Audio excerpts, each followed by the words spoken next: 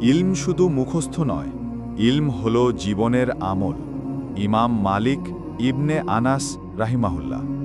মালিকি মাযহাব বলে, জ্ঞান শুধু জানা নয়, আমলে ফুটে ওঠা জরুরি। ইমাম মালিককে ৪০টি প্রশ্ন করা হয়েছিল। তিনি বলেছিলেন, আমি জানি না। এটাই জ্ঞানের বিনয়।